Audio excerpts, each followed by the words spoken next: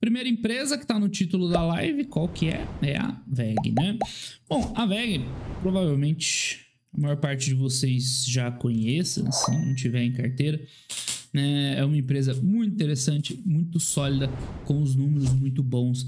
Teve uma última década de resultados assim impecável, né? Então, se a gente pegar os últimos 5 anos, sei lá, né? Ela entregou muito resultado. Agora, muita gente acabou, né, se interessando para a WEG, não pelos números, mas por essa crescida aqui na cotação, tá? Eu sei, eu conheço, não adianta vocês tentarem enganar. Não tem jeito, a galera ela acompanha o que está acontecendo no mercado. Então, se a empresa está subindo, a ação atrai interesse, o pessoal quer ver, não sei o que lá e tal. Não tem jeito, mas a WEG estava vindo com números bons bem antes disso. É que você nunca sabe a hora que o mercado vai resolver, né, andar, reconhecer o valor das empresas. Resolve. Pode ser.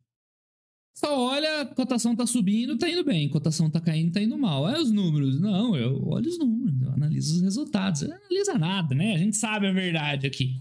A galera, no final das contas, só olha mesmo o que tá acontecendo com o preço da cotação. Então, a WEG, ela teve anos muito, muito bons, tá? A década inteira, talvez. Então, se a gente pegar... Pode ser só esse recorte, né?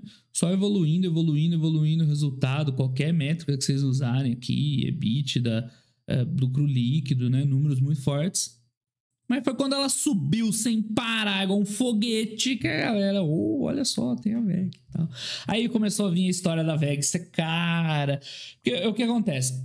Eu até fiz uma análise essa semana de uma empresa do exterior, tá bem redondinho e tal, lá dos cabos, plugs, coisas do tipo lá, Amphenol. E eu tava discutindo isso aí, a questão do prêmio, né? O mercado no exterior, que já é um mercado mais...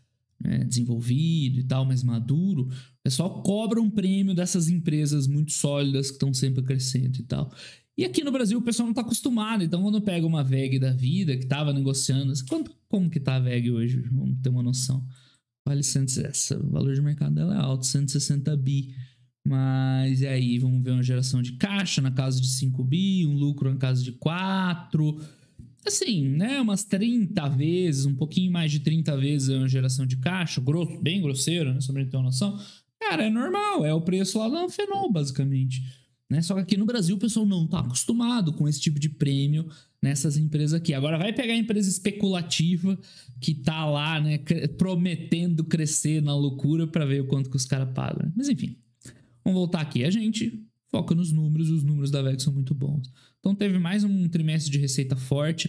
Tá? A WEG, como ela tem muitos produtos de ciclo longo, né, ela acaba sendo bem resiliente o resultado. Não é obrigatório, tá? Não é que todo trimestre ela tem que ir lá e melhor, e melhor, e melhor. Às vezes não vem todo trimestre, a galera já fica meio ansiosa. Né? Mas no geral, se você olhar um período maior, pode comparar ano contra ano, né? Dificilmente nos últimos, sei lá quantos anos que eu acompanho a WEG, ela não entregou resultados bons, né?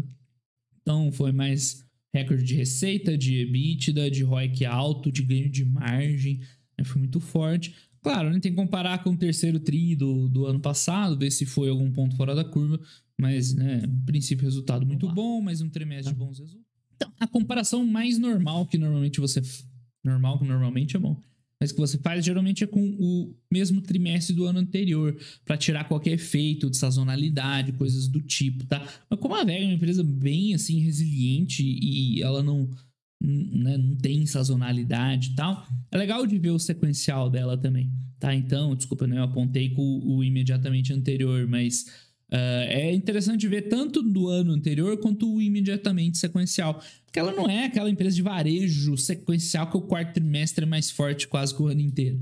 Ela vende mais ou menos a mesma coisa sempre, então é bom ver em relação ao trimestre anterior, a gente vê que os números são muito bons, né? Então cresceu 10% da receita em cima do trimestre anterior, com lucro crescendo quase 30%, né? Em relação ao ano anterior foi muito forte. Então a gente vê aqui, olhando rapidinho, que não foi uma questão assim, né, específica, uma base de comparação ruim, não, o resultado é bom mesmo, tá? O equilíbrio entre mercado interno e externo parece que voltou a acomodar um pouquinho, né? Ela tava vivendo um pouquinho mais de mercado externo, eu tinha falado no último vídeo que eu fiz dela, voltou a equilibrar igualzinho, não tem muito o que falar, né? Muito bom, cresceu, melhorou margem, excelente. Comparando os 9 meses, né, no resultado do ano até agora, pra gente ter uma noção no período um pouco mais longo, é mais ou menos por aí, né? 30% de receita. O lucro no EBITDA crescendo menos, porque ela teve pressãozinha de margem nos trimestres anteriores, né? Aumento de custo, coisas do tipo. Mas a gente vê que esse TRI em especial já reverteu bem, né? Já veio com a margem bem acima do que estava vindo.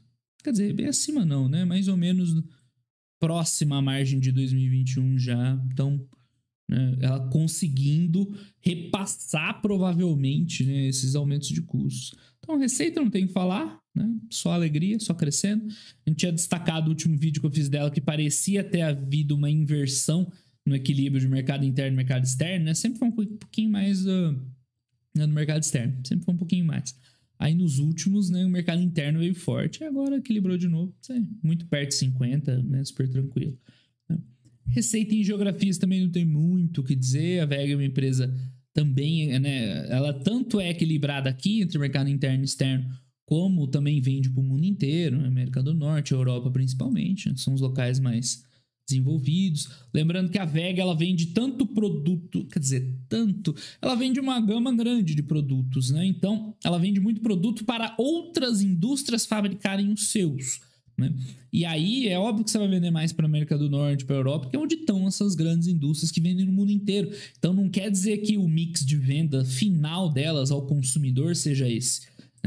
Tem muito cliente dela que vai pegar um produto VEG para botar num outro produto, por exemplo, né, uma empresa americana compra um produto VEG para fabricar outra coisa e vender lá na África. Então, né, com certeza é um mix até um pouco mais equilibrado que esse. Tá?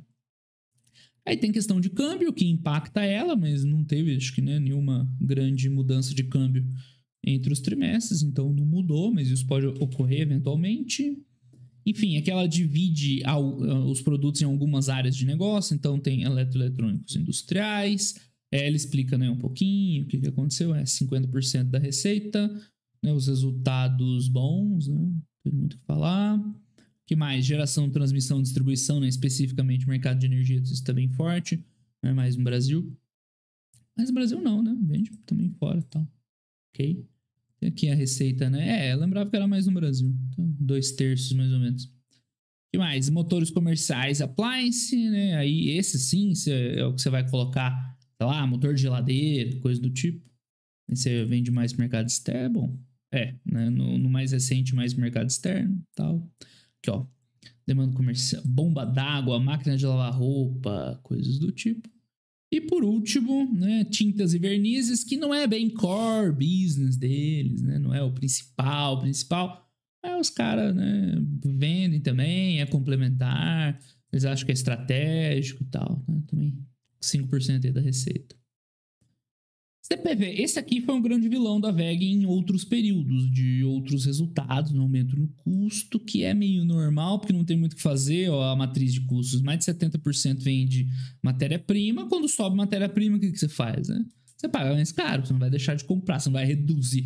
Vamos fazer um motor aqui, mas vamos cortar um pouquinho a quantidade de cobre que vai, porque o cobre tá muito caro. Vamos botar só metade do cobre. Não dá, né? Então, quando tem um aumento relevante aqui, não tem jeito, sobe o CPV. Aí o que a empresa consegue fazer? É repassar lá na receita. Né? Porque cortar custo é muito difícil, é muito apertado, né? Porque material você praticamente não consegue cortar. Aí pessoal também é difícil e é isso a matriz de custos dela, né? Então fica difícil cortar custo. Então ela tem que acabar repassando na receita para restabelecer a margem bruta e pelo visto parece que é o que eles conseguiram fazer agora, né? Recuperou bem a margem bruta, números até melhores que do ano passado, que era uma coisa que ela estava sofrendo um pouquinho esse ano, né? Em termos de outras despesas aqui também é super tranquilo, como é que é? 10%, também deu uma diluída no custo fixo, excelente. Então a margem EBITDA veio bem melhor, porque melhorou na margem bruta, né? Nos custos operacionais eles seguraram também, então deu uma melhora assim significativa e em relação ao ano passado também, que estava a situação um pouquinho melhor de pressão de custos, né? A pressão de custos começou a aparecer mais para agora. Tá aqui o CAPEX. De fato, ela investiu um pouquinho mais esse trimestre, a gente vê que depende, né? Meio pontual, um pouco mais, um pouco menos. Mas mesmo assim, é um trimestre que ela investiu muito, ou que ela mais investiu dos últimos, 300 milhões, se você considerar aqui o EBITDA como proxy de geração de caixa. Ainda foi uma fração do EBITDA, né? 20% do EBITDA só investido. Então, por isso que o ROIC dela é tão alto, né? Ela não precisa botar muito CAPEX para entregar tudo que ela entrega de crescimento. Então, mesmo no trimestre que ela investe muito, é isso, gente. VEG, para ser bem honesto, tá? Quem é acionista da VEG e tal, basicamente você abre o release, olha aqui para ver se tá tudo direitinho, ver se não tem nada que chame atenção de margem, né? Muito pior, de resultado caindo, dá uma olhada lá na dívida e acabou, velho. Não tem muito o que ficar inventando, né? Aí um Investor Day igual esse daqui, saiu, fechou o bannerzinho. É legal pra gente tentar pegar mais informação da empresa, né? Ver se os caras abrem um pouquinho mais. É porque a única coisa que eu acho da VEG é isso. O release deles é esse. Subiu a receita. Né? Você tem muito pouco detalhe assim, sobre o que está acontecendo. Eles dividem ali entre alguns segmentos de negócio, mas também não ajuda muito, né? Chega lá e fala, não, tá, a demanda por trás de produtos continua forte. Eu gostaria que ela divulgasse mais informação. Falou, temos um backlog de tanto, uma carteira de pedidos assim, assado, prazo de tantos dias médio para atender, porque aí você vai acompanhando melhor. Mas os caras não divulgam, mas entrega resultado, que é o que interessa, né? Então, tem muito o que falar da VEG. Né? Não podemos esquecer dessas boas empresas. Então, às vezes, quando eu falo de uma empresa assim no vídeo, o pessoal, mas você não precisa nem ver. Mas a gente não pode esquecer do quão boas elas são. E ficar só vendo as tranqueiras, né? Senão a gente tá invertendo as prioridades.